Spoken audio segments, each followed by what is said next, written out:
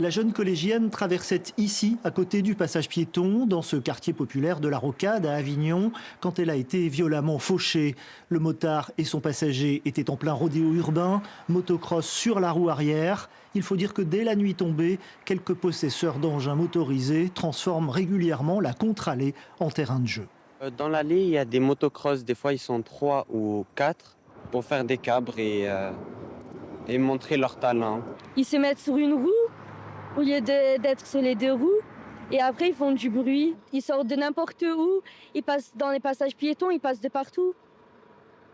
Et du coup, je trouve que c'est dangereux.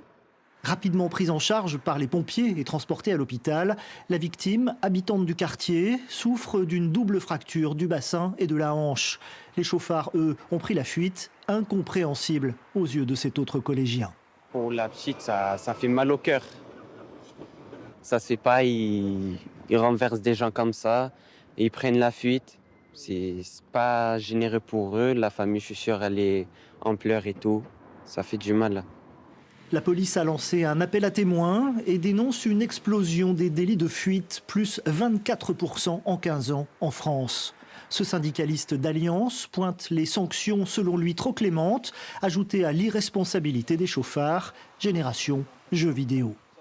On a la génération GTA, le fameux jeu vidéo où il est permis de tout faire. Et de temps en temps, quand on voit les circonstances et les conditions de ces accidents, on a tendance à penser qu'ils sont dans un jeu vidéo. L'enquête se poursuit avec notamment l'étude des caméras de surveillance routière.